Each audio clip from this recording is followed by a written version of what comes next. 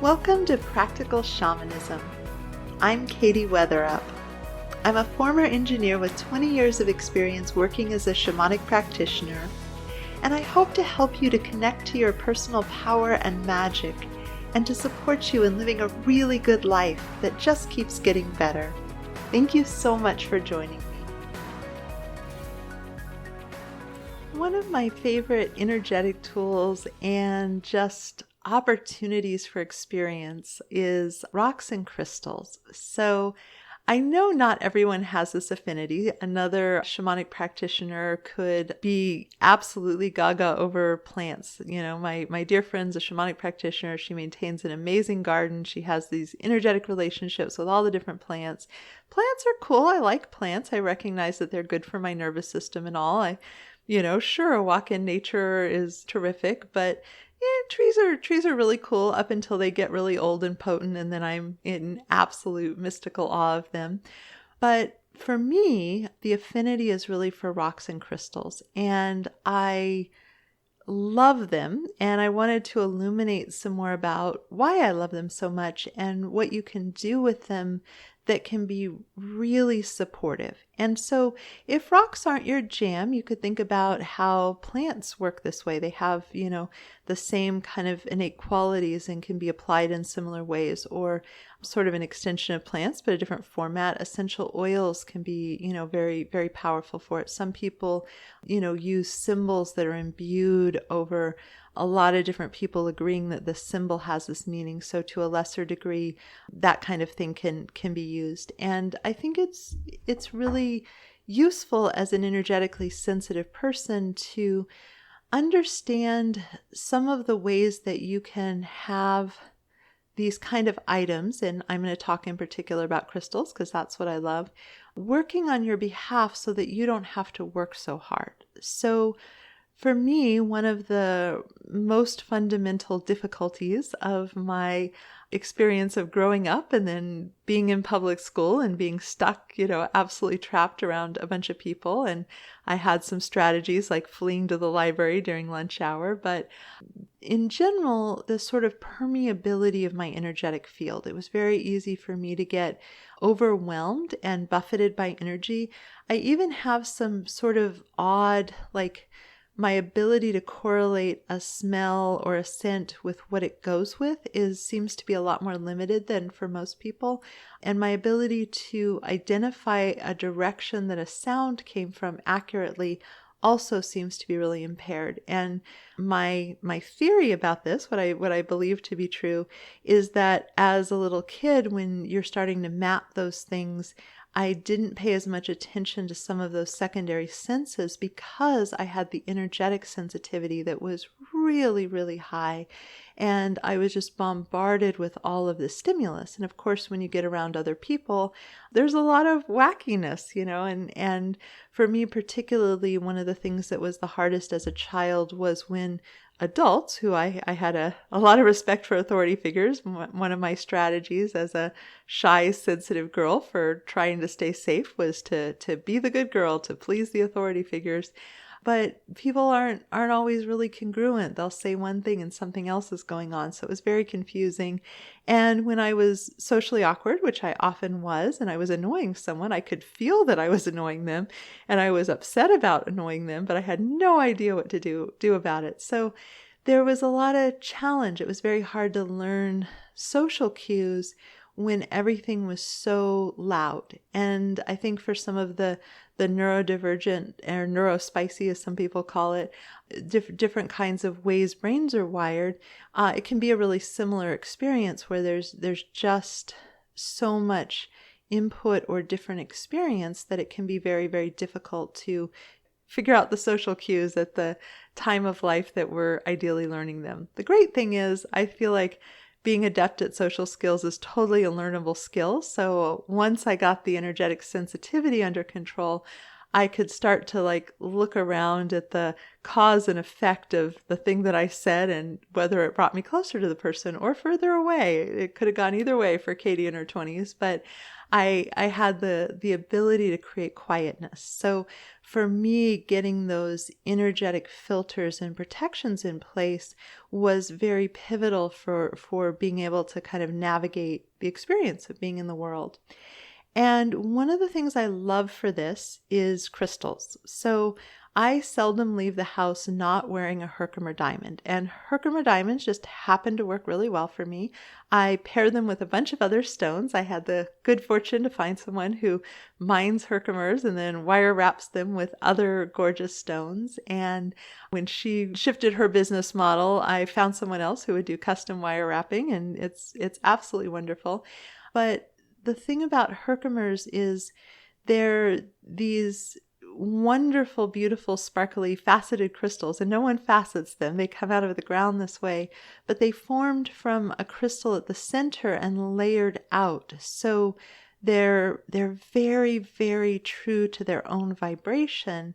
And it took me a little bit of a while to acclimate to Herkimers. They have a very high vibration, but once they stopped making me happy and loopy, but a little dizzy, when I had my in-person healing space, I would bring back Herkimers for my students, especially Herkimer jewelry, and it was really fun to have them put them on and, oh, this feels great, and then watch them kind of get loopy, and I'm like, okay, you gotta acclimate, and I just had this fun experience with a lot of different people who would sort of go through this process. But once you're acclimated, it just really seems to fill the gaps in my energy field and make it a lot harder for the world to energetically act on me. So one of the principles we can pay attention to is when our energy is really congruent and full and vibrant, we can act on the world around us. And when our energy is more pulled in, and it's not making one better than the other, if you didn't get a good night's sleep, your energy being more pulled in, really appropriate. But it's a lot easier to be acted upon by the world around you. And I'm really interested in not having contagious road rage or frustration or discombobulation. There's just a lot of people having a lot of different experiences in very close proximity in some of the ways that we move around the world. And me being disoriented and overwhelmed by that is just, it's not an experience I enjoy. I had a lot of it as a child, so I came by my dislike of it honestly, and I don't like it. And the cool thing is that I can use a stone on my person to really support myself in not having to work as hard. I remember a few years ago, I was meeting some friends, going to the theater. I didn't have extra time to go back home. And I realized I had left the house without any Herkimer diamonds about my person. I was not wearing jewelry, and I'd gotten out onto the road, and I was like, oh man, wow, I'm really feeling how loud it is. I had come from my home that's filled with crystals and really warded and protected. And then, I was out in the world, and I was talking to myself going, okay, Katie, you do know how to put yourself in a bubble and use your focus and intention and call in your guide. You can do this. You can do this the old-fashioned way with the intent and focus. And that's what we're going to do. And it's okay. You've got the chops for this. And I did. And it was a perfectly fine evening. But then I went and put a locket of Herkimers in my purse so that I would have an emergency backup, because it's just so much easier. And what I find to be true about crystals is they're very true to their innate nature. Now, sometimes they can absorb other energies, so it's really great if you bring crystals home to cleanse them. You can put them on the earth under the sun or under the moonlight, or wash them in salt water, assuming they're non-melty. There are a few crystals like selenite. Do not put selenite in water. But they can kind of have energy from other things layered on top of them. But when they're clean and clear, they're so true to their innate nature. And when you pick up a crystal and it energetically interacts with you in a way that's supportive, you feel more grounded, you feel more inspired, you feel more safe, you feel more peaceful, you feel more energetic integrity. And all different crystals can do all different things. I think that grounding crystals are darn useful. People who are energetically sensitive inclined a lot of times want to go up, so they're looking for the really high vibrational crystals, which are cool, but some nice obsidian, some of the tourmalines are really good. They can go either way, but I would encourage people who are interested in crystals, or like I said, essential oils or plants or symbols, or whatever it is that you're thinking that you want to use. There's a good book by Ted Andrews called Psychic Protection that gives lots and lots and lots of options for the thing that I do with Herkimer diamonds, which is basically having something help me keep my energy really, really clean and protected. I would really invite you to end up just putting it into your energy field. So if it's a larger crystal, you can put your hand on it. If it's something in the palm of your hand, and stepping away, because I totally get how much we've been trained in our society to rely on the thinking mind and very little else. And so I totally get that, people want to know the properties. I remember when I, had an in-person space and I was selling crystals, I would tell people like, I don't really have at the tip of my tongue what's been written about this crystal or that crystal, because for me, it's a direct experiential energetic relationship. And so when someone says, what are the qualities of a Herkimer diamond? I love Herkimers, but a lot of what I love about them doesn't go into language, because it's this energetic experience that is like nothing I've felt with anything else on the planet thus far.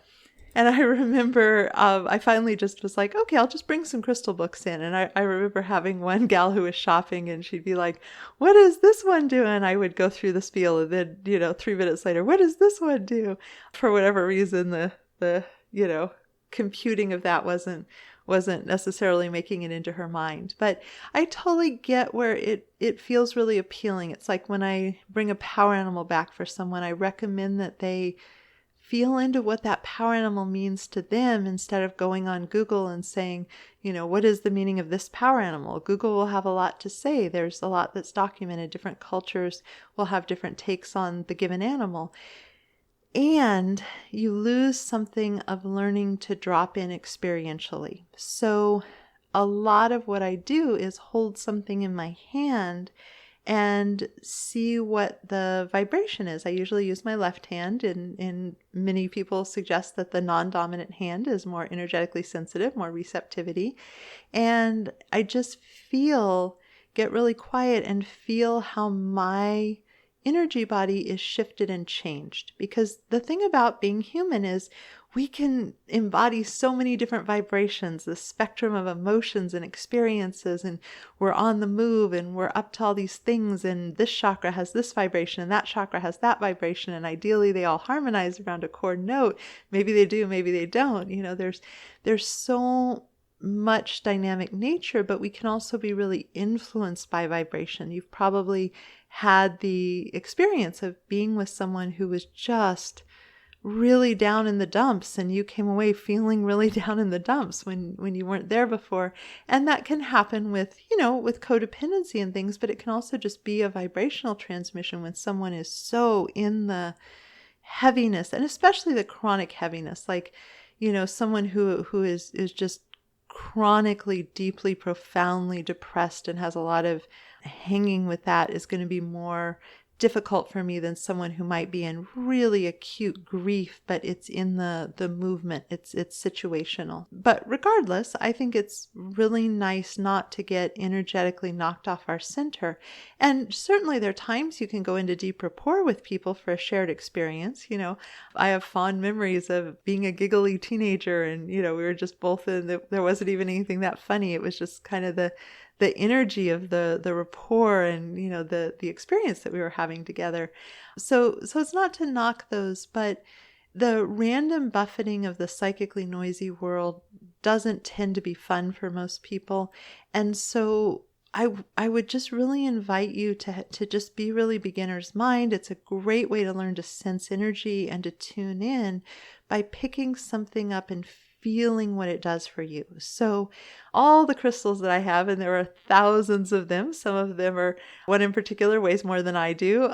There's a significant part of my collection that I can't lift. There's also the sweetest little opalized wood, and these teeny tiny ones all the way up to very large. I've put all my books away so that I could devote all my bookshelves to displaying crystals, and it still can be really, really tricksy to find places for new crystals because I have spent a great deal of money on crystals, and I still, continue to be like, oh, I would love for you to come home with me. But absolutely every single crystal is one that I have touched, come into physical contact with, and felt that my energy changed in a way that I liked, that was supportive for me. And sometimes I attune them. One of the interesting experiences I had, I got to go dig for crystals in Arkansas, which was really fun. But these were these new crystals that had just come out of the ground. And so I actually kind of had my existing crystals talk to the new crystals about how to participate with me, because they were so new to the participate with humans relationship. And quartz can be programmed and interacted with more sometimes. Crystals are really great for your home too. I'm a big fan of something called wards, and that's like an energetic barrier, kind of like your screens on your windows that don't let mosquitoes in. That would be like a physical ward against mosquitoes. I really like energetic wards that are their own thing, and they can be anchored with crystals. And crystals, again, in that sense of being really true to their own vibration, they just aren't as responsive to being acted on. You're not going to confuse a piece of citrine that it's hanging out with the citrine vibe. And I do think there's ability to move. When I have a new piece of jewelry, I'll ask my guides to help us to come into relationship. Like, hey, we're going to have an experience together. Can we align around that in a way that's really positive? So I'm not trying to force a program onto a crystal, but I'm trying to be in right relationship with it and have our vibrations work well together. And similarly for your house, when, if you have wonderful crystals, it sets a vibration. And when you're sensitive to vibration, you're disoriented by random vibrations that don't have much to do with you.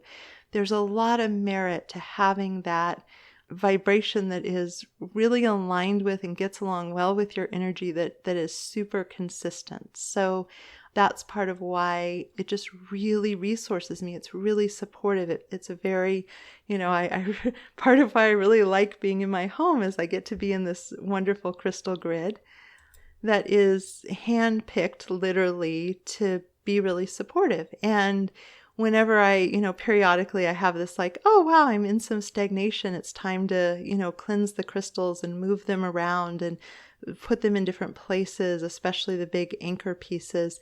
And it's a really great way to kind of refresh my life and get energy flowing again. So it would be nice if I could say oh, you get your crystals in place and you never think about them again. It is good to have a slower moving relationship with them. You don't have to check in with them, every day, but on a semi-regular basis, using your grid intentionally. So I have stones that have jobs, the ones that are in my mesa are doing a particular thing of anchoring certain kinds of energy and magic. The ones that are stationed for wards are doing a particular kind of thing of anchoring this energetic filter that's around my home. And then there are others that are just hanging, that are good vibration, and okay, these are good vibration to have on my desk, or just something that I can pick up and look at and just be moved by the wonder, because I think wonder is a really good emotion. And when something has this energy charge as well as this beauty, I can just pick it up and, turn an opal every which way and be like, it's so pretty. So the wonder and the magic, really stays there for me. And likewise, if you were talking to my best friend, she's fond of crystals. She genuinely likes crystals, but, she would point to the, the details of the bloom on the plant and how that was going, and, have a similar depth of experience of wonder. So none of this is to say that you have to get wonder from the same place that I do, but it is nice to have things around that evoke wonder and to be surrounded by things that you find really beautiful and really supportive. You can look at a lot of different traditional cultures that create medicine bags or medicine bundles or mesas, and they're curating objects. Some of them are crystals or stones or dirt or plants or bones or gifts from other people that symbolize different things. That there are lots of ways of working with that, but this notion that you would have objects that are very true and in some cases connect to a larger energy. So for me in particular, talked about Herkimers being very true to their own energetic nature. I experience Super 7, or they call it Auralite 23. There's also Thunder Bay Amethyst, if you want the non-copyrighted name.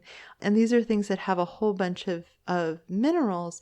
And my experience is that these stones, even a very small piece, is very potent because I believe that they're sort of connected to the larger grid of these really special deposits that bring together all of these amazing things. So, Super 7, very, very, very potent stone, as is, in my experience, the Auralite 23. Even if the particular stone doesn't have all 7 elements in the case of Super 7 or all 23 in the case of the Auralite, just being connected to that matrix seems to make a difference. And for people who gather stones from places that they travel, I'm not as grabby about rocks as I used to be because I feel like I've sort of onboarded the ability to energetically connect with a place I've been. But earlier in my journey, it was really important and really high value to find stones that were willing to come back with me. And not all of them were. Sometimes I'd be like, want to come have an experience and, move away from this place. And some of them were like, yeah, no, really not. And others were like, pick me, pick me. But that sense of being able to use a stone from a power place to create a tie or a tether is really useful. And it can be really helpful too if you're still learning how to stay all in your body, because I remember going through these sacred sites in Arizona and the Painted Desert, and it was so wonderful. I didn't even really have a story. I was just bebopping around, and suddenly I'm on this land and I'm like, oh, wow, this is potent. This is wonderful.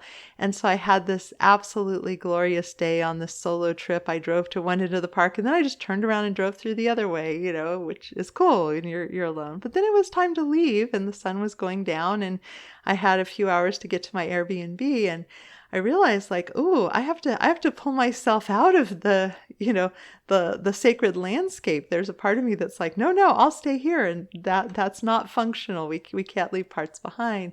But the nice thing about bringing a rock or a stone from a place, if you feel into it and ask if it's willing to come with you, is that you can bring that relationship forward and add it to your medicine bundle, whatever that looks like. So a lot of times we get fascinated with stones that have commercial value, and I love lots of them. And there's also some really wonderful magic and, just a very ordinary stone that you find on the ground at a place that is a place that you'd like to be connected to. And it can help you, sometimes when I have clients who, for really valid reasons, needed to move away from a place that they really loved, having them create an altar with objects from that place to connect to it rather than being vulnerable to soul loss or sending parts of themselves to the place that they were in love with is really helpful. So there's a lot that we can do with, rocks and crystals. I think it's a fantastic, really joyful way to amplify your intuition, amplify your sense of your energy. Again, when I pick up a rock, I can tune in to how my energy changes, and that tells me something about the relationship and whether it's a good match. And I know there's a lot of places we really get encouraged to listen to other people's wisdom or get messages from other people or try to get it right. And this is also just a kind of a neat place to play where, the stakes aren't really that high. I mean, if you're purchasing extraordinarily expensive rocks that will mess with your ability to pay rent, I don't recommend doing that. I know it's enticing, but fiscal responsibility. But that being said, there's so much that you can get the vibration of the thing from a very small piece that will connect you. And so the ability to have these really potent allies without spending a lot of money. In full transparency, I adore rocks. I've spent a lot of money on rocks. Travel, rocks, and keeping my hot tub running are kind of like at the top of my list for discretionary expenses that, I really, really enjoy having. But that being said, keeping in mind, because I think we can get attached to something that's really beautiful and really potent, but not a good match with our budget. And so learning to kind of work with these sort of energetic principles and the abundance that's available can be really supportive. So anyway, all of this is to say, I think there's a lot that is available by having relationships to rocks and crystals, or something that you're using in a similar way, because you could certainly, pick up a plant or an herb or a bottle of essential oil and feel how your energy changes. And I think that there's a lot of merit to that developing of the intimacy with our energy field, knowing it really well, and then being able to use these things really efficiently and elegantly. Like, sure, there are all kinds of ways I can protect myself energetically and filter out the loudness of the world, but it's just darn nice to have something that works as effectively and consistently as a Herkimer diamond. And then, I'll talk to the crystals. I have, my jewelry with Herkimer diamonds and other stones, and I'll just tune in to like, what vibration would be supportive for me today? What really feels good? What really feels light for what I'm going into? And it's just a super neat way to add vibration to my field that helps me to move around the world in a way that's more elegant and more enjoyable. So I hope that there's something here that helps you to deepen your relationship with rocks and crystals if you feel so called.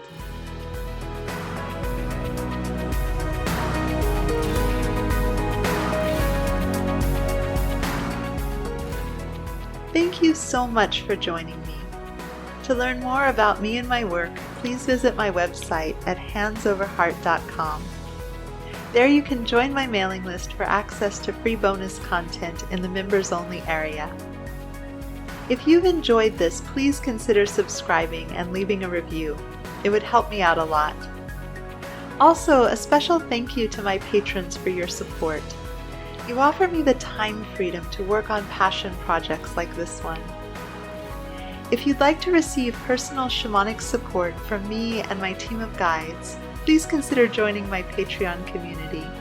You'll find the link below. And again, thank you so much for listening. This is Katie Weatherup, wishing you wholeness and happiness.